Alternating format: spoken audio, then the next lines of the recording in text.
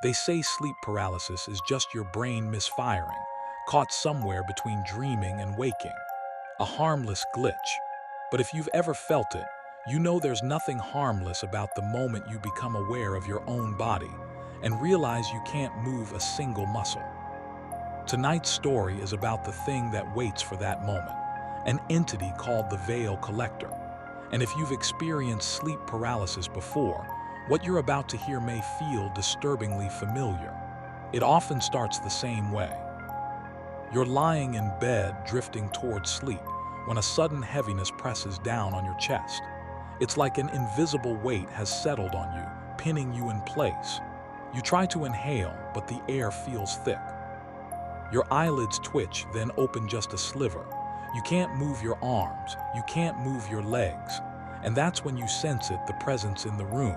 Not a sound, not a shape. Just a feeling like the air itself has changed temperature, thickened, darkened.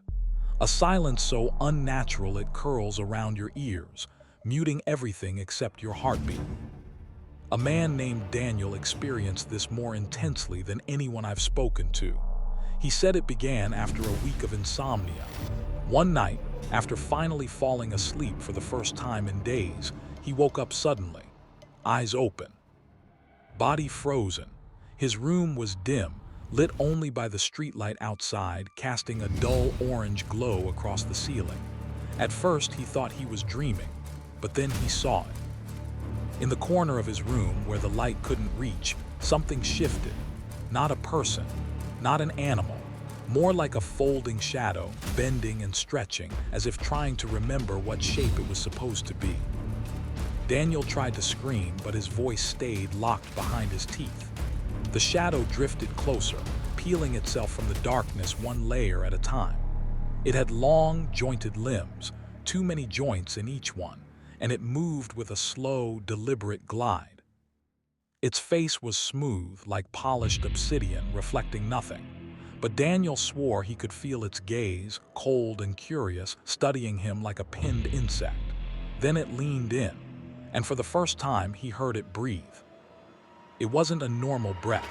It was a slow, rattling inhale, as if it were drawing in something more than air.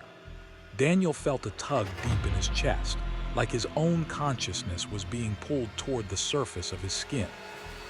The entity stopped just inches from his face, its smooth head tilting with a faint, crackling pop. And then a whisper, not from its mouth because it had none. The voice landed directly inside his mind. Not yet. Your veil is thin, but not yet. When Daniel woke, he had no marks, no injuries, nothing to prove what he'd seen. But the next night it returned, and the whisper was slightly different. Almost. See, the thing about the Veil Collector is this. It doesn't hunt your body. It hunts the thin membrane between waking and dreaming, the veil.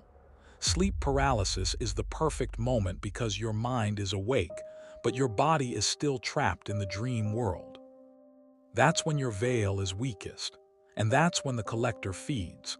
According to those who claim to have encountered it, each visitation feels more draining than the last.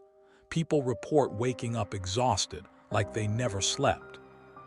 Vivid dreams leaking into reality, shadows lingering too long in the corners of their vision, and most terrifying of all, a slow loss of distinction between what is real and what is.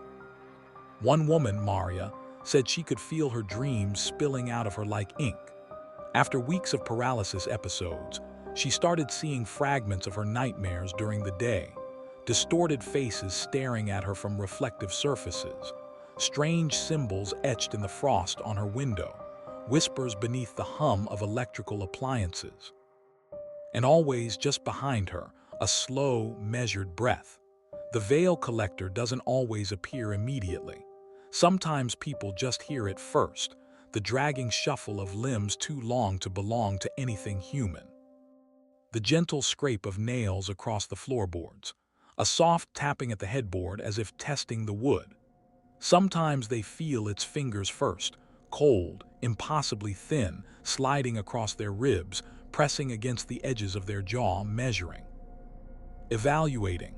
Some say it's searching for the perfect moment when your veil is weak enough for it to take. No one is entirely sure what it takes, though. Not the body, not the soul exactly, something in between. Something that makes a person feel less tethered to themselves afterward. Survivors describe losing time, forgetting names, waking up in places they don't remember walking to. They describe dreams that no longer feel like dreams but like memories, memories that don't belong to them. Daniel got worse. Each night the entity came closer. Each night it leaned in longer. Until one night he felt something brush against his forehead, a coldness so sharp he swore it carved through his thoughts. "Now," it whispered. His vision snapped into a blinding whiteness. He felt his consciousness recoil, like it was being peeled away from the inside of his skull. And for a moment he saw it.